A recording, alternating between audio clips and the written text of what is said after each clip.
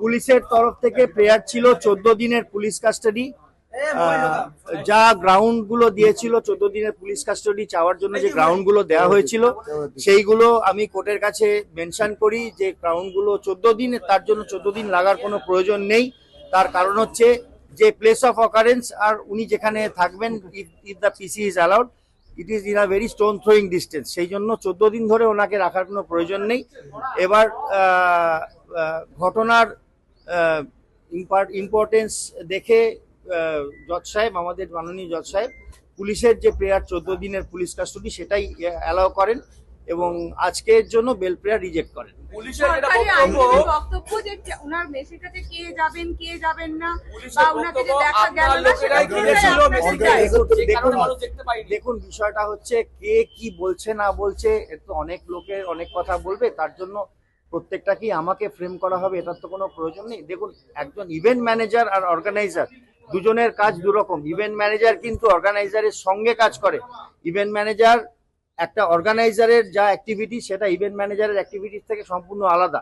উনি মেসিকে নিয়ে এসেছিলেন একটা উদ্দেশ্য নিয়ে এবং একটা স্টেডিয়ামের মতো একটা জায়গায় আমাদের বাংলার যে সমস্ত খুদে খুদে ফুটবলার্স যারা অনেক কিছু যাদের জ্ঞান পাওয়ার দরকার প্রপার, যাতে তারা এইডেড হয় ফুটবলের বিষয়ে, একজন মাস্টার ফুটবল প্লেয়ার যেটা GOAT, যেটার জন্য গ্রেট ইন্টারন্যাশনাল ফুটবলার, তো ওনার কাছ থেকে যে জ্ঞানগুলো পাওয়ার কথা সেইগুলো বাচ্চারা যাতে প্রপারলি পায়, তাই জন্য বাচ্চাদের সঙ্গে একটা সেশন ছিল। অনেক মহৎ উদ্দেশ্য ছিল। আমার ক্লায়েন্ট যিনি ইভেন্টটা অর্গানাইজ করেছেন অনেক মহৎ উদ্দেশ্যে করেছিলেন, কিন্তু দুর্ভাগ্যবশত উনি ভিক্টিমাইজ হন, সার্কামস্ট্যান্সেসের উপরে ভিক্টিমাইজ হন, কারণ যে ভ্যান্ডালিজমটা হয়েছে তার সঙ্গে ওনার কোনো রকম ভাবেই সম্পর্ক নেই। তাহলে হলো না কেন? যে উদ্দেশ্য ছিল বা যে প্ল্যান ছিল সেটা হলো না।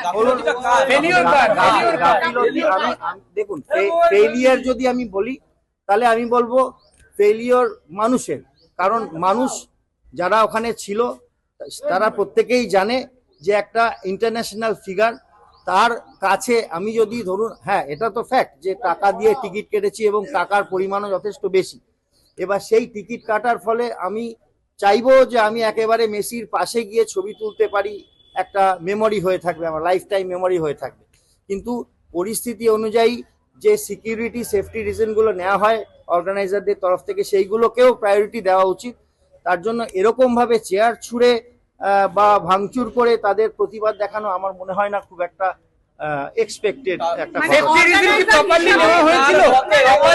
দেখুন, আপনি যেটা বলছেন প্রপারলি সেফটি রিজন, এই প্রশ্নের উত্তর কিন্তু আমার পক্ষে দেওয়া সম্ভব না, কারণ আমি একজন অ্যাডভোকেট হিসেবে আমার ক্লায়েন্টকে ফ্রেম করার বিরুদ্ধে আমি মুভ করেছি। তার সঙ্গে কিভাবে সেফটি রিজন, যারা সেফটি রিজন মানে সেফটি মেনটেন করার জন্য দায়িত্বপ্রাপ্ত, তাদের কাছ থেকে এই বিষয়টা আপনারা জেনে নেওয়া উচিত যে সেফটি নেওয়া হয়েছিল কিনা। অর্গানাইজার পুলিশ দায়ী নয়, মানুষ দায়ী। মানুষ, তা না হলে মানুষ যেভাবে রিয়াক্ট করেছে, এই রিয়াকশনটা ওদেরও বোঝা উচিত যে আমি টাকা, দেখুন ফুটবল স্টেডিয়ামে ফুটবল খেলা হয়, বড় বড় ফুটবল খেলা হয়, সবাই জানে এবং প্রচুর দর্শক আসে।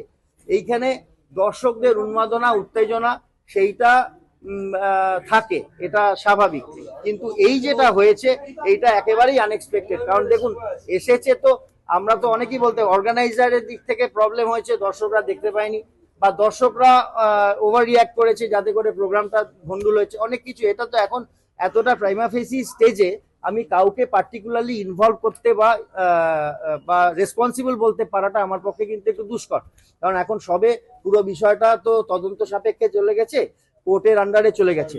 এবার তদন্ত করে পুলিশ যেটা বের করবে, যে উত্তরটা পাওয়া যাবে, সেটাই আপনারা সবাই জানতে পারবেন। সামনে কারা, দেখুন এইগুলো আপনি আমাকে কেন জিজ্ঞেস করছেন, কারণ আমি তো ওইখানে ছিলাম না, প্রথম কথা। দ্বিতীয় কথা, আমি এইগুলোর সঙ্গে কানেক্টেডই নই। আমি আমার মক্কেলকে কিভাবে ফ্রেম করা হয়েছে, সে কিভাবে যারা ওখানে ছিল কাজ কর, মানে যারা দেখছিল প্রোগ্রাম, যারা দেখছিল এবং যারা ওখানে ওই স্পটে ছিল, সবারই কোনো না কোনো মানে নেগেটিভ পজিটিভ অ্যাক্টিভিটির কারণে আজকে এই ঘটনাটা ঘটেছে, যেটা আমরা ইতিহাসে বহু আগে একবার লোকাল ফুটবল ম্যাচের সময় দেখেছিলাম, লোকাল ক্লাব ফুটবল ম্যাচের সময় স্টেডিয়ামে দেখেছিলাম। এরপরে এই ঘটনাটা একবার দেখা গেল। দেখুন হায়দ্রাবাদেও তো মেসি গেছেন, হায়দ্রাবাদেও মেসি গেছেন, সেখানেও উনি ডেমনস্ট্রেট করেছেন। ওখানে লিওনেল মেসি হায়দ্রাবাদেও গেছেন এবং সেইখানেও তিনি তার কাজকর্ম করেছেন, কোনো সমস্যা হয়নি। এবার তার মানে কি দাঁড়াচ্ছে, তার মানে ওখানে সুষ্ঠুভাবে প্রোগ্রামটা অর্গানাইজ হচ্ছিল। এবার দেখুন বিষয়টা হচ্ছে,